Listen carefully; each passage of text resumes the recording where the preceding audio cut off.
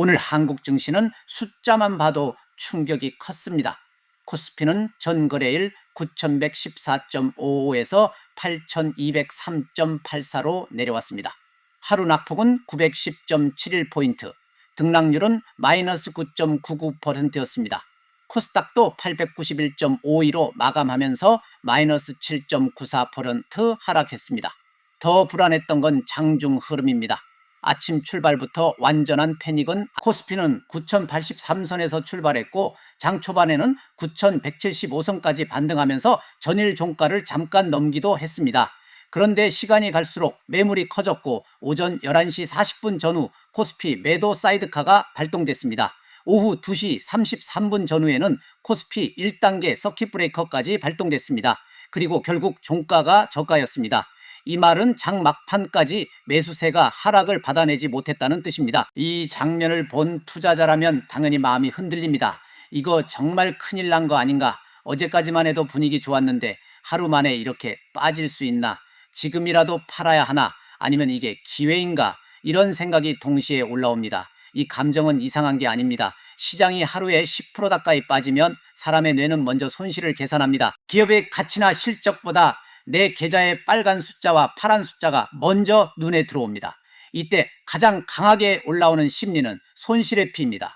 손실의 피는 같은 크기의 이익보다 손실을 훨씬 더 아프게 느끼는 반응입니다. 100만 원을 벌었을 때의 기쁨보다 100만 원을 잃었을 때의 고통이 더 크게 느껴지는 겁니다. 그래서 급락장에서는 분석보다 회피가 먼저 나옵니다. 더 빠지기 전에 던져야 하나. 본전만 오면 다시는 안 한다. 조금만 더 물 타면 평균 단가가 내려가겠지.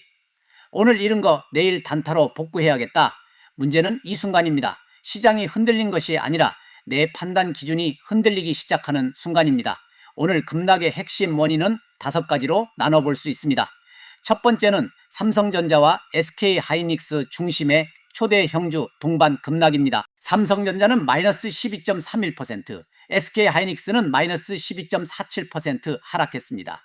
두 종목의 시가총액 감소만 약 513조 원대로 계산됩니다. 코스피 전체 시가총액 감소가 약 743조 원 수준이었다는 점을 감안하면 두 종목이 전체 충격의 약 69%를 차지한 셈입니다. 즉 오늘 하락은 그냥 시장 전체가 골고루 약했던 장이 아닙니다. 반도체와 AI, HBM 기대가 너무 크게 가격에 반영된 상태에서 지수 비중이 큰 대형주가 무너지며 시장 전체를 끌고 내려간 장이었습니다. 두 번째는 외국인과 기관의 현물 매도 그리고 비차익 프로그램 매도입니다. KRX 단일 시장 기준으로 외국인은 약 4.2갱조 원, 기관은 약 4.48조 원 순매도했습니다. 프로그램 매매는 전체 약 4.68조 원 순매도였고 그중 비차익 프로그램 매도만 약 4.58조 원이었습니다. 이건 단순히 누군가 몇 종목을 판 정도가 아닙니다. 지수 바스켓 단위로 매물이 쏟아졌다는 뜻입니다. 개인이 아무리 저가 매수에 나서도 외국인과 기관의 바스켓 매도, 프로그램 매도를 한 번에 다 받아내기는 어렵습니다. 세 번째는 과열 포지션 해소입니다. 오늘 이렇게 빠졌는데도 코스피는 연초 대비 약 94.7% 상승한 상태였습니다. 삼성전자는 연초 대비 약 158.6%, SK하이닉스는 약 292.5% 오른 상태였습니다. 이 숫자가 중요한 이유는 하나입니다. 오늘 하락을 무조건 한국 경제가 망했다거나 AI가 끝났다로 해석하면 안 된다는 겁니다. 지금까지 확인 가능한 자료 기준으로는 당일의 12개월 선행 이익 전망이 갑자기 무너졌다는 근거는 제한적입니다. 오히려 너무 빠르게 오른 주도주에서 밸류에이션과 포지션이 한꺼번에 재가격화된 성격이 더 큽니다.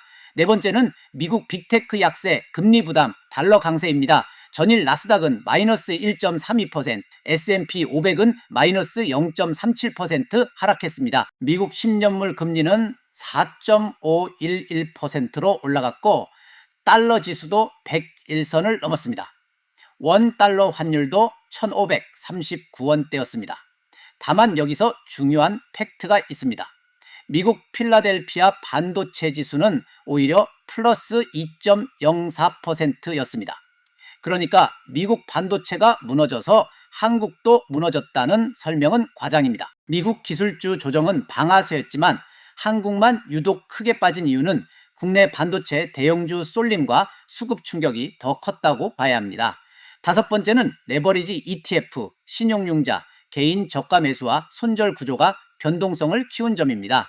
단일 종목 2배 레버리지 ETF와 인버스 상품으로 자금이 몰렸고 신용융자도 36조에서 38조 원대 수준으로 언급됩니다. 이런 상태에서 지수가 급락하면 사람의 심리와 상품 구조가 동시에 흔들립니다. 손실을 복구하려는 마음은 레버리지를 부르고 레버리지는 다시 변동성을 키웁니다. 이것이 급락장에서 가장 위험한 루프입니다. 그리고 여기서 또 하나 조심해야 할 부분이 있습니다. 국회 토론회발 미실현 이익과세논의, 국민연금 리밸런싱 부담 같은 이슈도 시장 심리를 흔든 요인으로 언급됩니다. 다만 이것들은 당일 급락의 직접 원인이라기보다 이미 불안해진 시장에 붙은 심리 증폭 요인으로 보는 것이 더 안전합니다. 정책이 확정된 것과 투자자들이 그 가능성을 두려워한 것은 다릅니다. 이런 투자 심리와 시장 판단 기준을 돈테크TV에서 계속 차분하게 정리해 보겠습니다. 도움이 되고 있다면 돈테크TV 채널 좋아요, 구독, 알림 설정 한 번씩 부탁합니다. 이제 중요한 건 이 공포가 올라왔을 때 무엇을 먼저 확인해야 하느냐입니다. 첫 번째로 확인할 것은 감정의 출처입니다. 지금 팔고 싶은 이유가 기업의 본질이 훼손됐기 때문인지 아니면 종가가 저가로 끝난 공포 때문인지 구분해야 합니다. 지금 사고 싶은 이유도 마찬가지입니다. 실적과 현금 흐름이 좋아져서인지 아니면 어제 고점보다 싸 보이기 때문인지 확인해야 합니다. 전일 고점이나 52주 최고가를 기준으로 싸졌다고 느끼는 건 앵커링입니다. 가격이 내려왔다는 사실과 가치가 싸졌다는 사실은 같지 않습니다. 두 번째로 확인할 것은 수급입니다.